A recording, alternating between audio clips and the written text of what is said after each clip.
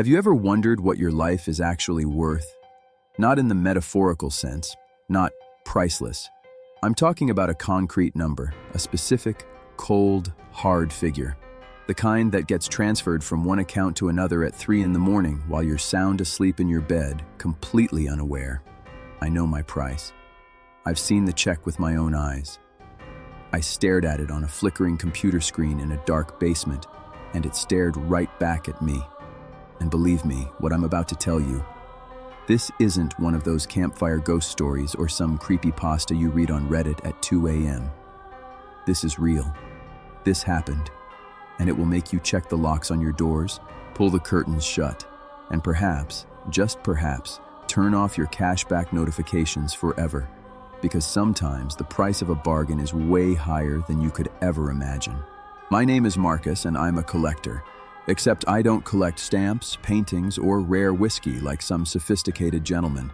My specialty is digital garbage, forgotten hard drives from garage sales, broken laptops people toss out without a second thought, servers thrown away as useless by companies that went bankrupt a decade ago. You have no idea what people leave behind in the digital world. It's genuinely staggering. Tax returns with social security numbers, family photos never backed up anywhere else, passwords to absolutely everything under the sun. And sometimes you stumble upon things that make your hair stand on end and your blood run cold. Things you wish you could unsee. I've been doing this for 15 years, and I've never told this story publicly. Not once. Because until recently, I was simply too scared to open my mouth. But today is the day I break my silence. It all started 3 months ago in Detroit, January 2nd to be precise. A nasty, bone-chilling, cold rain was falling from a gray, lifeless sky, and I was stuck at an estate sale for a deceased old man on the outskirts of the city in the Corktown neighborhood. You know the type of sale. Everything must go. The heirs just want to cash out and move on. The house was ancient, red brick, soaked in the heavy, sweet smell of old medicine and decades of loneliness. The heirs, a pair of greedy nephews who couldn't wait to get their hands on whatever money they could scrape together, were selling everything for pennies, just to free up the property as fast as humanly possible. Furniture, kitchenware, old photographs of people nobody remembered anymore.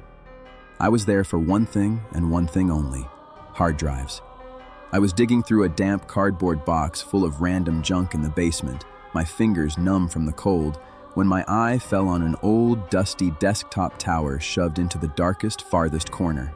It was heavy, solid, one of those beige tanks they made in the early 2000s, back when computers were built to survive a nuclear war. $5, one of the nephews tossed out, without even glancing at me. He was busy evaluating the silver spoons. I handed over a 5, threw the monster into my trunk, and forgot about it for an entire week. I only took it apart on Sunday in my basement workshop.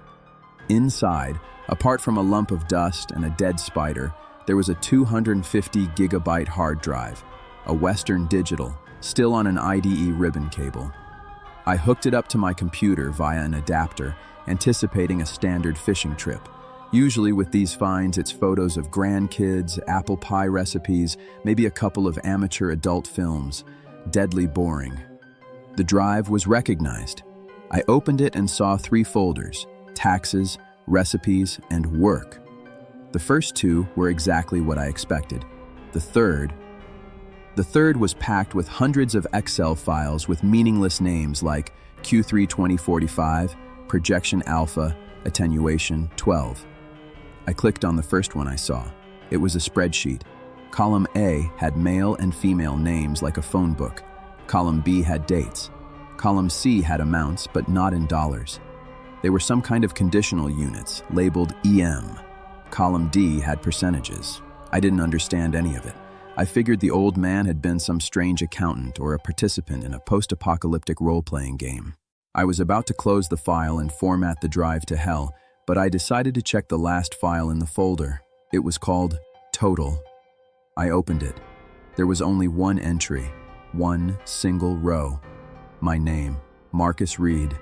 The date was today's date, and the amount was astronomical, but not in the usual sense.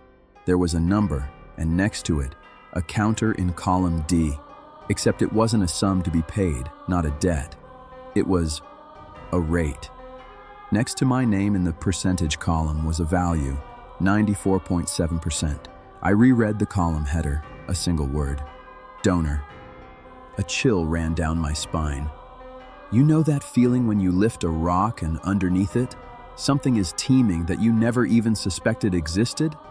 I started frantically opening other files. Now I was reading carefully. The dates next to the names, they were dates of death. I typed a couple of names from the spreadsheet for the previous year into a search engine. Obituaries, 100% match. Car accidents, heart attacks, one drowned while on vacation in Hawaii. But that wasn't the scariest part. The scariest part was the EM column. I found a legend at the very bottom of one of the files, in small gray font. EM stood for Energy Matrix, and next to it, an explanation. 1 unit of EM, 1 calendar year of recipient viability. Recipient, not donor. These weren't forecasts. This was an accounting system. Someone was keeping the books on human lives. Someone was converting the life years of some people into life years for others. And my percentage of 94.7% meant I was almost ripe. I was at the finish line to become that same donor. Panic washed over me in a wave.